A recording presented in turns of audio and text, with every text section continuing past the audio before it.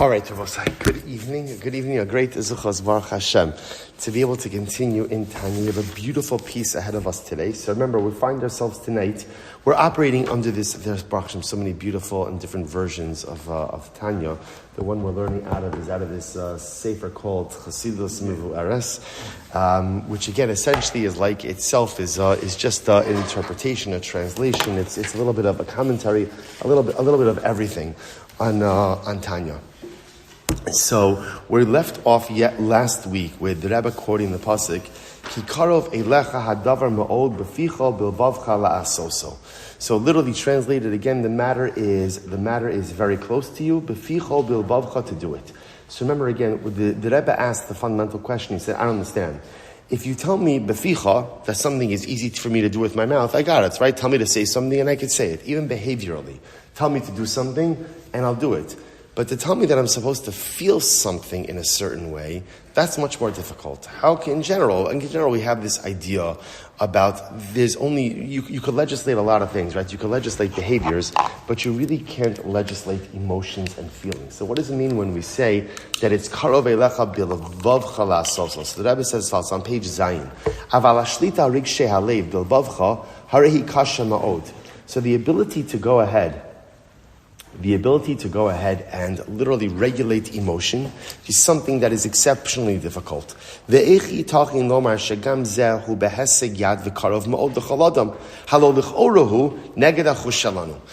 the Rebbe says again, it's top of page Zayin. So once again, you want to tell me something is easy to say, something is easy to do, I could hear that. Something is easy to feel, it's not true.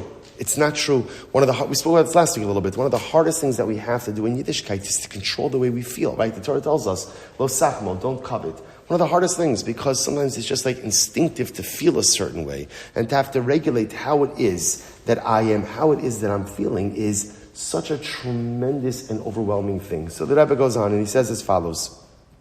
Lomar shekarov malach haladam lafoch libo mitavas ha'olam hazeh li'avas Hashem be'emes. Kimo shekasav the Gemara, fine. Va'al zeh hishtzis Rabbeinu Sifro levar hetiv. Ketzad achin karov hadavar ma'od l'chol adam la'avodas Hashem gam bilevavo. The entire avodah. Was remembering again last week we spoke about the idea that really the name that the Rebbe gave this sefer was Likutei Amorim, which means collection of sayings. We call it Tanya, but it's really called Likutei Amorim. So the Rebbe said, the entire avoda of this sefer is to figure out how we could serve HaKadosh Baruch Hu not only with our mouth and not only with our body, but with our hearts. Because isn't that the most incredible thing, the most difficult thing, right? We know this.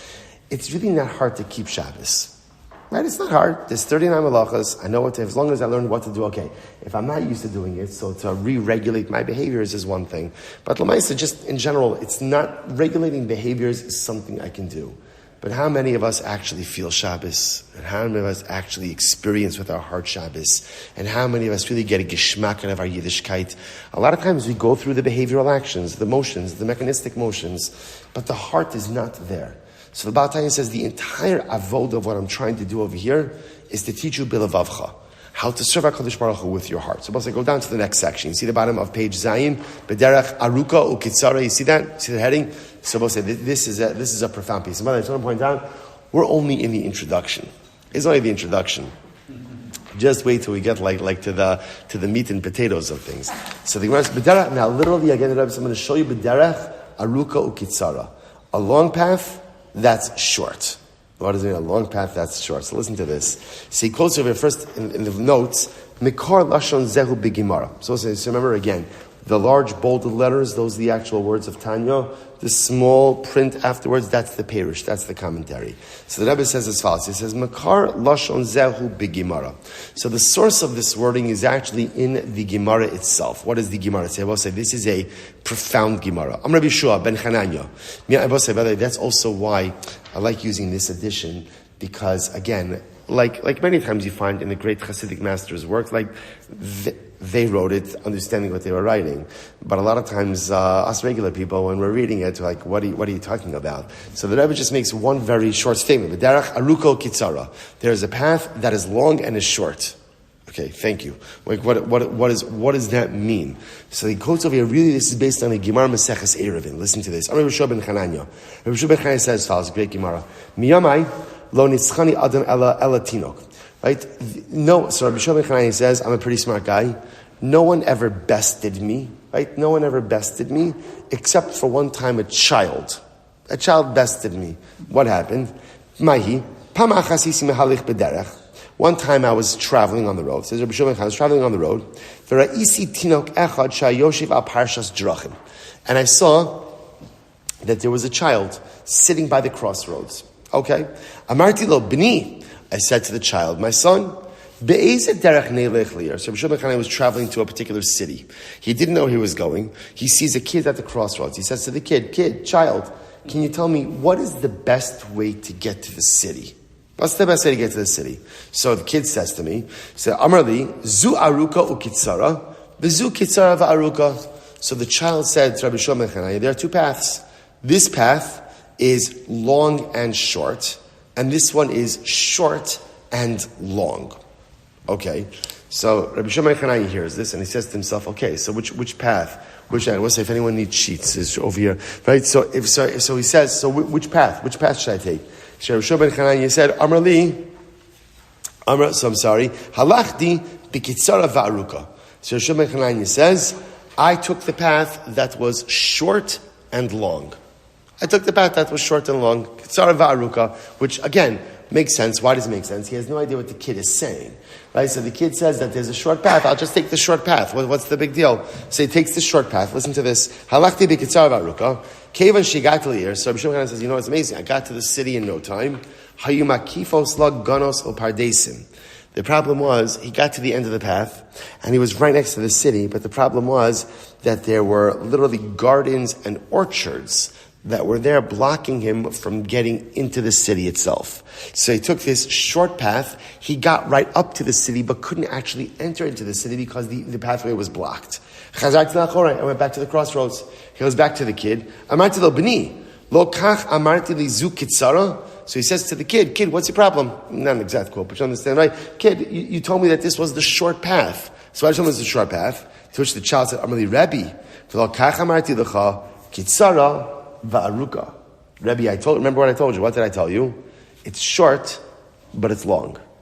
Right? It's short, but it's long. In other words, it's short, and that'll get you to the city quickly, but you won't get in. And we'll say, watch this. Perishad Dvar. Now, by the way, obviously, what was the child saying? Then there's another path. What's the other path? It's aruka ukitsara. It's long but short. What does it mean it's long but short? In other words, it's going to take you longer to get into the city, but what? You'll get in. So look what the Rebbe does with this. Well, saying this is an incredible metaphor for life, and this is so much about what the Rebbe is going to teach us. Listen to what he says. Haderech hakitzara va'aruka achin haisa kitzara mechinas hamerachak. So the truth is, the path that was short and long, it was short. In other words, it was the shortest distance between point A and point B. Avalapol haisa aruka, but practically, it was longer. Why? Ki lifnei mavo ha'ir hayu ganos apardesim asher peichches asher hikshu ma'od ala holich lahamshich b'derech. See, here's the problem. On one hand, it was a very short path to get from the crossroads to the city. The problem is then getting into the actual city itself. He couldn't get in. He says, "Umeila hayakasha mesubach likanis lebederach zu." Now again, just to point out, could Rabbi Shua ben Chananya, could he have gotten into the city? Could have, but it's hard, I guess, to cross over the gardens and the orchards and all this kind of stuff. V'zeu she'amra tinok she'af sha'derech hi kitzara mikol makam pol hi aruka. And that's what the child was saying. He was saying, Rebbe, it is a short path, but it's much more difficult to get into the city utilizing this path. Because it'll get you up to the gardens and the orchards, but then you're going to have to figure out a way to navigate through the gardens and the orchard. But then there was a second path. What was the second path? The second path was long but short. Reality-wise, I guess what's the word? Distance-wise, it was a longer path. But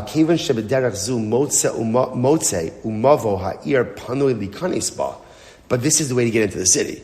So it's a longer path, it's a longer distance, but you can ultimately get right in. He says, Sof Sof, derech zo, hi hakitzara. Even though distance-wise, the second path was longer, but it was the shorter path because it enabled you to reach your actual destination. Me'achar sheba magiyim le'ir belimenios v'ikuvim. You're able to get into the city without any obstacles. Shabbos says, look what the Rebbe does with this, and this is incredible. This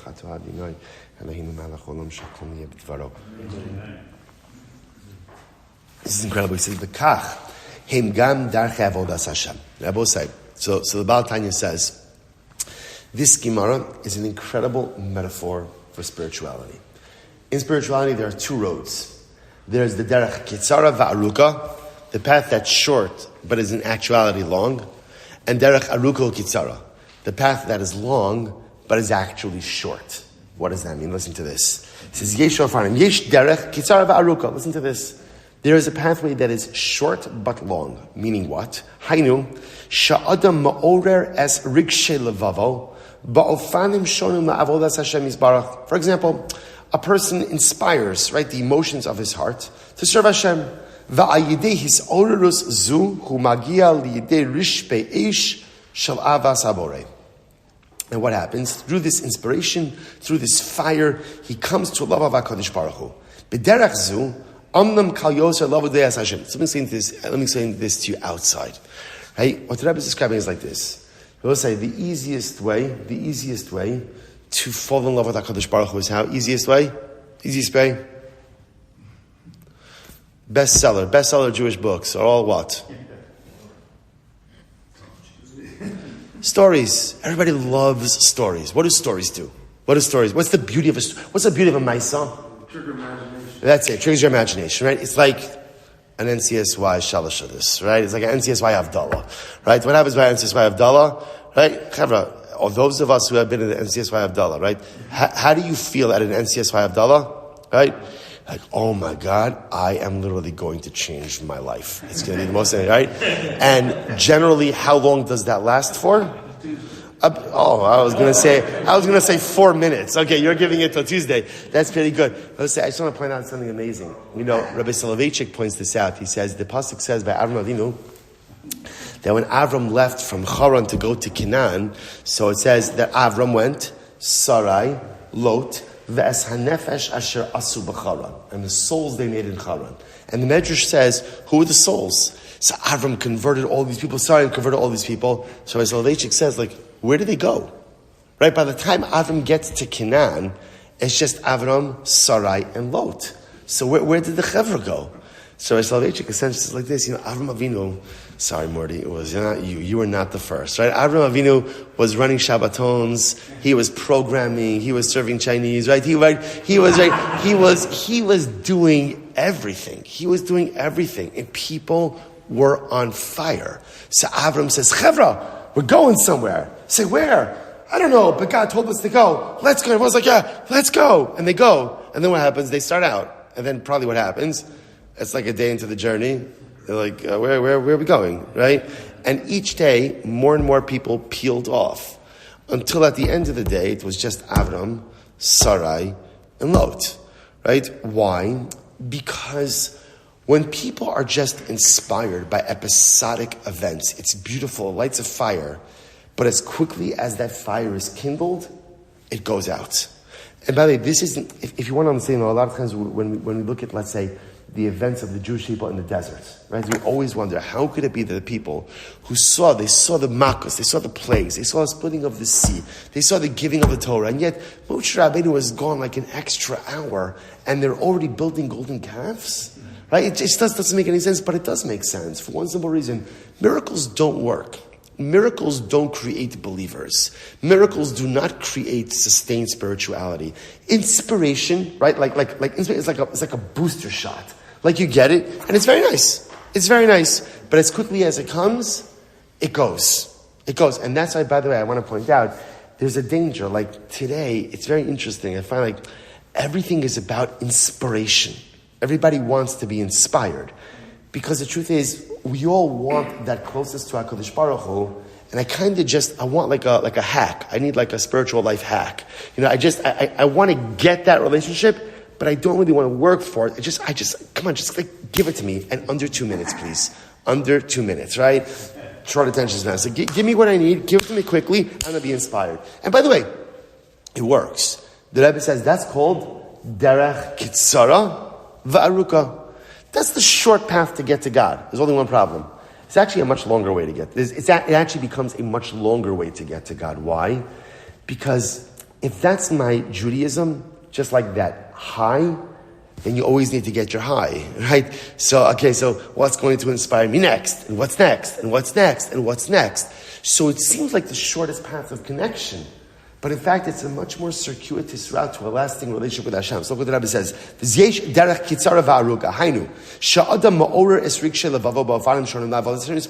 Person literally inspires himself.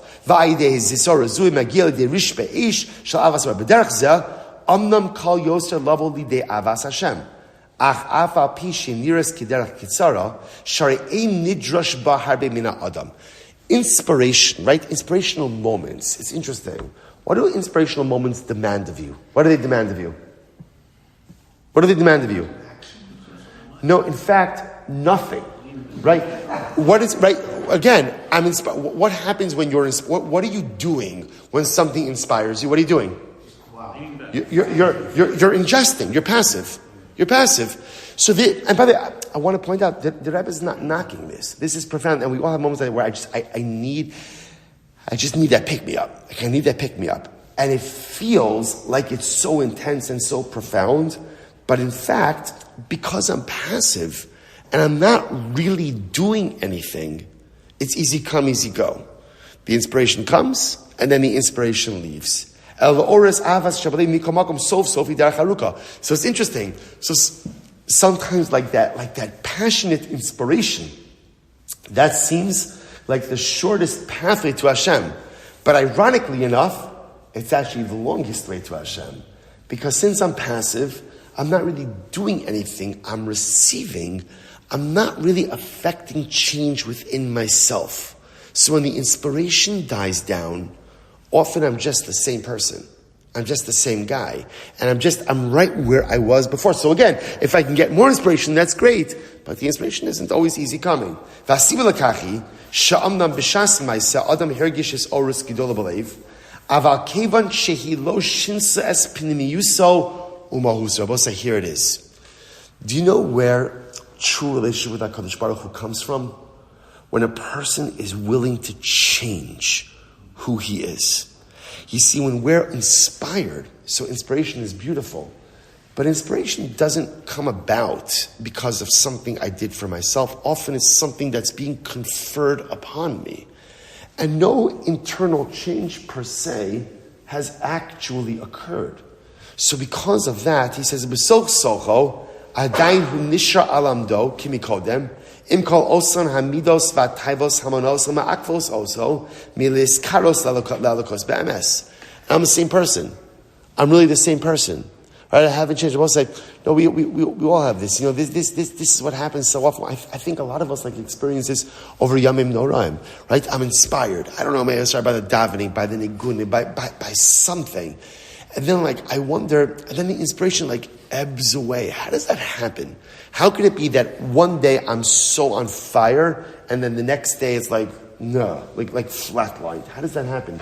That's because nothing's changed on the inside. So if the inside remains the same, and all of the negative wants and desires and proclivities and lusts and all those things are still there, then I'm like a car spinning my spiritual wheels, and I might be hitting on the accelerator, but I'm not really getting anywhere.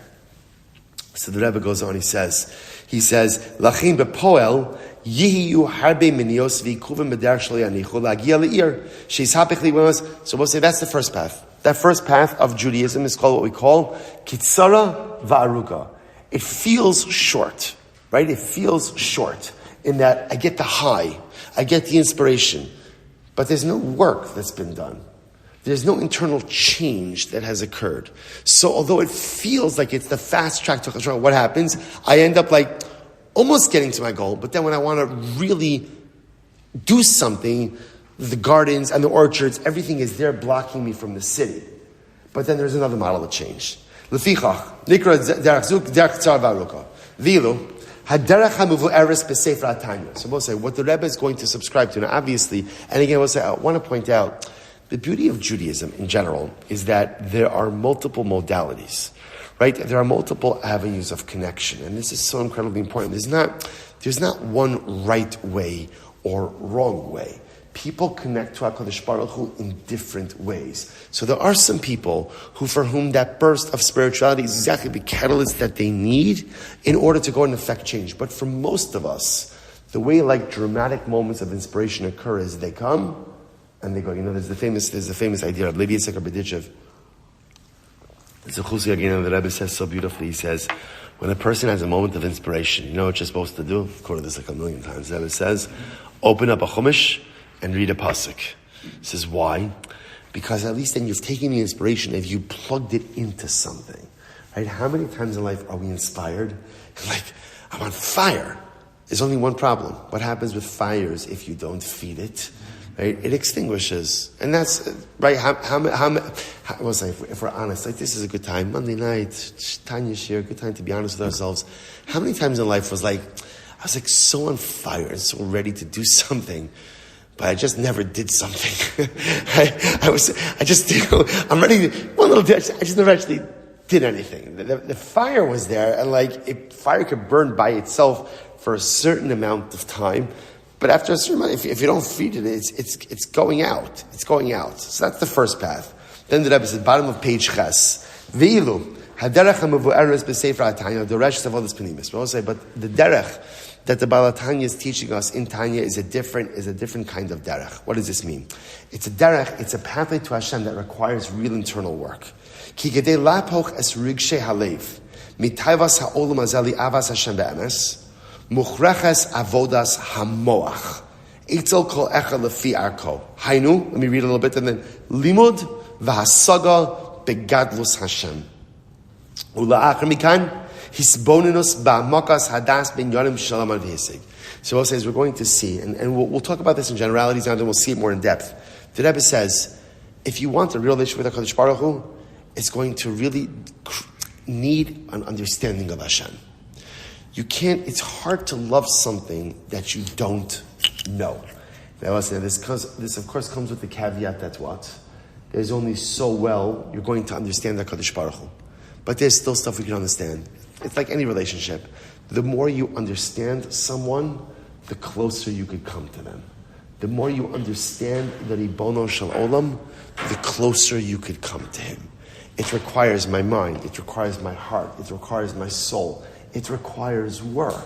It requires changing things about myself, refining things about myself, starting to do certain things, stopping to do other things. It requires behavioral adjustments, emotional adjustments, a whole variety of different things.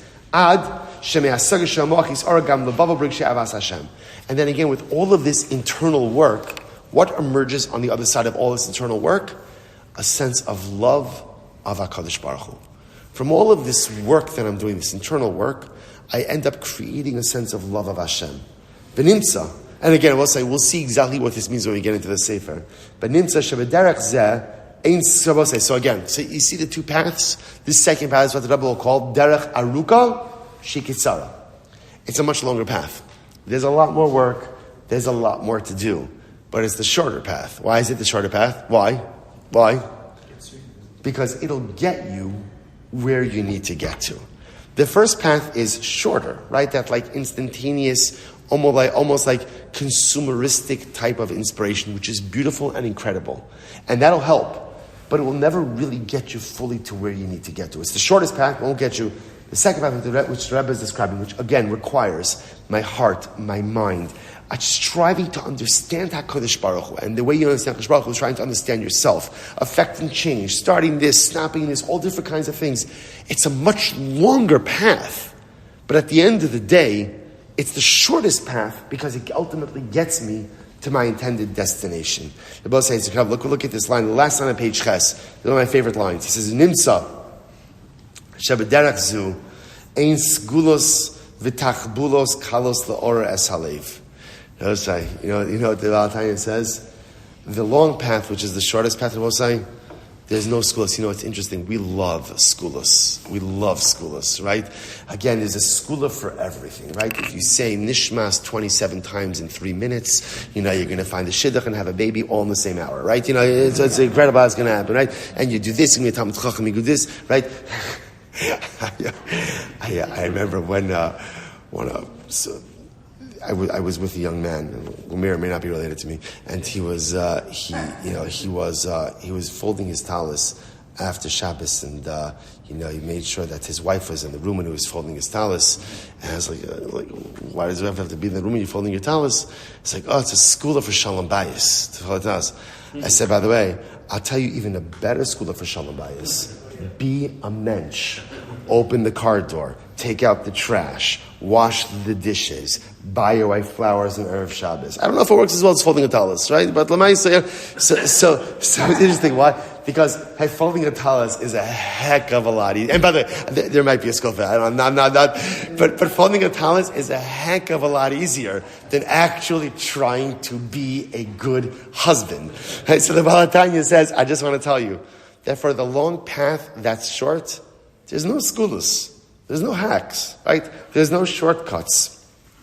He says, "Kas laores halev elen nidreshes peites nidreshes. Sorry, elen nidreshes mea adam yegia rabba v'atzuma kfula mechupeles." What does it require? It requires a ridiculous amount of exertion, right, and a tremendous amount of ongoing effort. Avoda, all right, tremendous avoda, right? Again, there's no shortcut, there's no life hack. You just have to keep plugging away at it over and over and over. So we'll say, but here's the good news. As much work as this is, one thing you could bank on, which is you will be a changed person. You'll be a changed person. Now I'll say, this is it. It's working the program. This is the program, right? This is the program of the Balatanya. And there's no shortcuts to the program, right? Just like Lahavdil, 12-step programs. You can't say, what, I'm going to skip, 4, 5, and 6 because 7's really my thing. You can't work a 12-step program like that. In any program of comprehensive change, you got to start from 1 and you got to make your way all the way through 12. That's the way that it works, step after step. Moment. Let's just finish up. He says, but if you work, what the Rebbe calls the derech aruka shikitzara, the long path that is short, he says, you will change yourself as a person. He says, and you will come to truly love the Ribono Shel Olam. Sof zoi derech hakitzara. This, so Baal Tanya, and I'm going to teach you. When I'm going to teach you, Baal Tanya, this is the derech hakitzara. Now, it's the derech hakitzara shiaruka. It's the shortest path that is very long. But this is the way to get where you want to get in life. Shari davka ayada masigim l'tachlis hamatara. Davka through this path is how we accomplish our life objectives. But poel mamish. This is the way we do it. Al asher keni derech haruka ukitzara. So it becomes a choice. One could go and content themselves to the derech kitzara va'aruka. So it's nice because the path is short. Only one problem. It'll never quite get you exactly where you need to go. But the Baal Tanya says, I'm willing to give you a longer path. But it's the longest path that's really the shortest path. Because this path, and I want to point out, we don't even know what the path is, right? We don't know what it is. Baal Tanya is an excellent salesman because I'm like, sign me up. Like, all right, I'm in. I bought it. I'll take 2, right? I have no idea what the path is, but now I want it because I feel like what am I going to do without it, right? So I don't even know what the path is, but I know that the path he's going to outline over here may be long and may be arduous and may be difficult, but it's the only path that's going to get me into the city. The only path that's going to allow me to change, to evolve, to self-actualize. The only path that's going to bring me to Avas Hashem. And the only path that's going to get me to my intended and desired life destination. I will say, Shkoyach, stop it for tonight. See you next week. Next week we'll actually start. All right.